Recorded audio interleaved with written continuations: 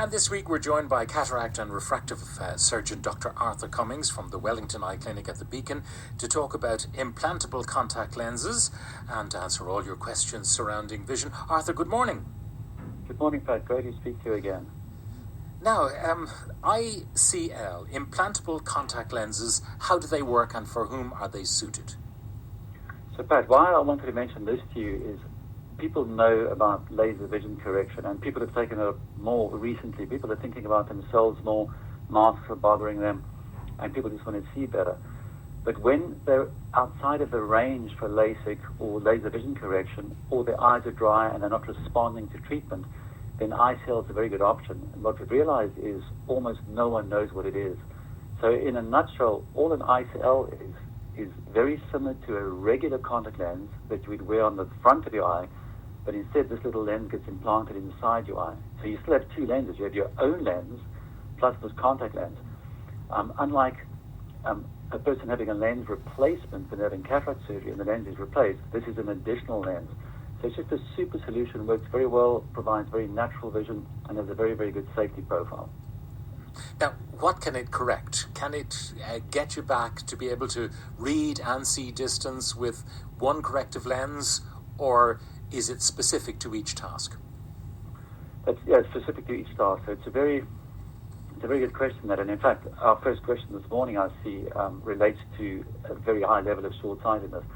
So ICL can correct short-sightedness, and is specifically very, very good with high levels of short-sightedness or high levels of long-sightedness. On the long-sightedness front, we often have a problem where we don't have enough space to place the ICL, and then you do better by doing a lens replacement. But with short-sightedness, these eyes are often quite longer, there's enough space, and you can add this lens quite easily. The lens can also very effectively correct astigmatism. And so currently, if you are 45 plus, and so you presbyopic, meaning that you can't see up close anymore, the best way of doing this is one eye for distance, one eye for near. But the company are working on a lens that is much like a multifocal lens implant that you do for cataract surgery that will give you both far and near. It's not available quite yet.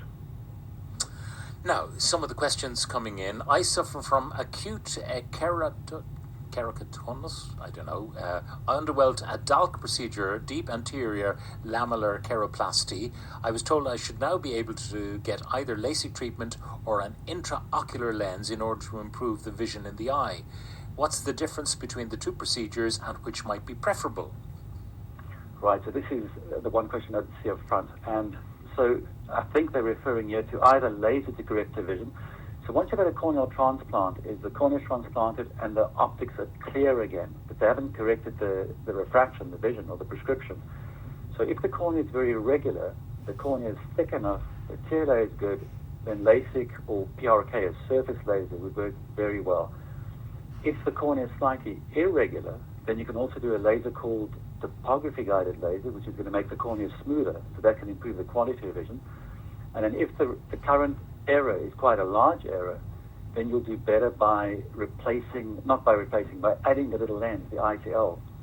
So this is a very good solution for ICL if there's quite a high level of short-sightedness or astigmatism, and as long as there's enough space inside the eye. So one of the ways to make that decision is based on what this person currently sees with their glasses on. If it's a high quality of vision, you can go with ICL or regular laser. If the vision is still reduced because of some corneal irregularity, then it makes sense to regularize the cornea with a topography-guided laser. Now this one. My husband has been experiencing ongoing jumpy, fluttering feelings in his upper and lower eyelids. He also has occasional feelings of pressure at the back of his eyeballs, as if his eyes are being pushed out of their sockets. What could this be? Went to the GP and couldn't get a clear answer or diagnosis. Yeah, so this has been going on for a while. So mostly when you hear this, it's nothing more than a little tick or a flutter in the eyelid, and it's often caused by things like too much coffee, a bit of dryness in the eyes, allergies, stress, lack of sleep, all the kinds of things people had during COVID. But typically that would sort of disappear after 2 or 3 months. If it's persisting a bit, it needs to be examined to see if there's not an underlying cause. And one of the things I'd be thinking about, especially if there's a sense of pressure and the eyes feel like they're being pushed forward, is to check the thyroid functions. and just make sure that it's not a case of an overactive thyroid. That's something I'd like to have checked. I think another thing that makes sense is maybe just to see an ophthalmologist and have the pressure actually checked too, and the orbits examined, so the eye sockets examined. So I'm not expecting something too serious, but because it's persisted for so long, I think it makes sense to investigate it further. I have very poor vision, -28, and I lost the vision in the center of one eye due to a tear in the retina. I'm only 47 years of age and developing the cataract. My question is, I know the cataract has to be done at some stage. Should I wait or not, and what are the risks in my case? Yeah, it's a very good question, and it's one that people often have to make. We have to weigh up the benefits, which are many. In so many ways, once this cataract operation is done, this person's going to feel, oh my goodness, I wish I did this 20 years ago, because it's going to make such a difference to the vision. But when you're doing a cataract operation in someone who's so short-sighted, it does increase, even with a perfectly executed procedure, it does increase the risk of a retinal detachment somewhat. Now, obviously this person's in the care of a good retinal specialist. They've already seen the tear, they've addressed that. And so I would think if the retina's been addressed already with laser, or the retinal surgeon is saying the retina is safe, then a cataract operation is a very, very safe option. And the thing to think about is how much is it bothering me now? Another very important aspect is to consider the other eye. How's the other eye doing? So you need to bring that into the equation and see what sort of results you're going to get at the end of the day. If you end up treating this eye and getting a very good result, and the other eye is still -10 for argument's sake, then suddenly your hand is forced and you've got to address the other eye too to get a balance again. Now there's been a small little scar in the back of the eye, so I'm figuring that the vision won't come up 100% perfectly, but it's going to be an enormous improvement in vision. And then the final thing is, if there's a very big difference between the two eyes, then it could be that there was also a little bit of laziness in the eye, and that might be something that needs addressing too. You know, Pat, last time you and I spoke, we spoke about Binox, this therapy you can do at home on a computer screen, and so many people rang in from your show and have been helped by Binox. So Binox have given all your listeners today a free assessment on their website, binox.com, BYNOCS.com. As long as they've been to an optometrist, they've got their prescription, and they've got confirmation that they have a lazy eye. They're happy to assess it. But yeah, so many people got help from the last time you and I spoke. So that's BYNOCS.com.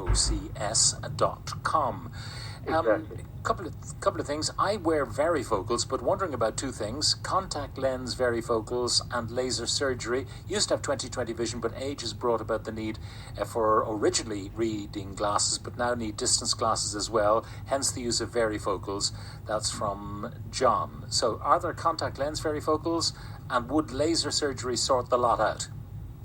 Right, so you do get contact lens multifocals. They're slightly different to a varifocal. They don't go from distance up top, and as you go down the glasses, you're coming closer. They've got circles in the lens, they've got rings in the lens that have different areas of vision. And they're very worthwhile examining and trying, and if you do very well with them, they're a super solution. If at some point you decide, I want this on a permanent basis, you can have a lens replacement done with a multifocal lens. And if John was thinking of laser can't give you multifocality, but laser can give you one eye for distance, one eye for near. So there are quite a few solutions, but the contact lens would be a very good place to start. I had a cataract operation 2 years ago. Since then, I've suffered with vitreous detachment in that eye. I now have a round milky disc floating in my eye. It moves across my eye as I move the eye. Is there any form of treatment to rectify this vitreous detachment? So vitreous detachment happens to everyone. It's universal.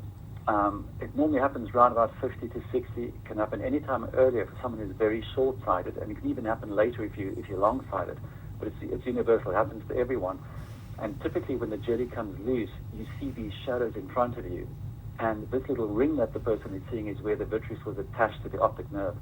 And what typically happens is it starts coming loose in the rest of the eye, and then it moves further forward. The gel moves further forward. And as the gel moves further forward, it has less impact, and you don't see this that much. If it's persisting, the best thing to do is to see a retinal specialist, and there are some in the country that are doing a laser to try and break the gel floaters into smaller floaters, and there are also some who will actually remove the gel. If it's really bothersome, they can remove the gel gets replaced with clear fluid, and the floaters are gone. But it's not without risk. So it's something you need to see a retinal specialist and get their opinion. Okay. Someone says that they have protein deposits in the eyes. Should I tell my GP? I'm guessing that they relate. It's really bothersome. They can remove the gel gets replaced with clear fluid, and the floaters are gone. But it's not without risk. So it's something you need to see a retinal specialist and get their opinion. Okay. Someone says that they have protein deposits in the eyes. Should I tell my GP? I'm guessing that they're relating to protein deposits from their contact lenses. And then, yeah, it's good that the GP knows because they might develop allergies. If you have other protein deposits actually inside the eye, that will only be diagnosed by an eye care professional because they're at microscopic level, but that would suggest there's chronic inflammation inside the eye, uveitis. All right, well, there we have to leave it. Dr. Arthur Cummings, cataract and refractive surgeon at the Wellington Eye Clinic at the Beacon. Arthur, thank you very much for joining us.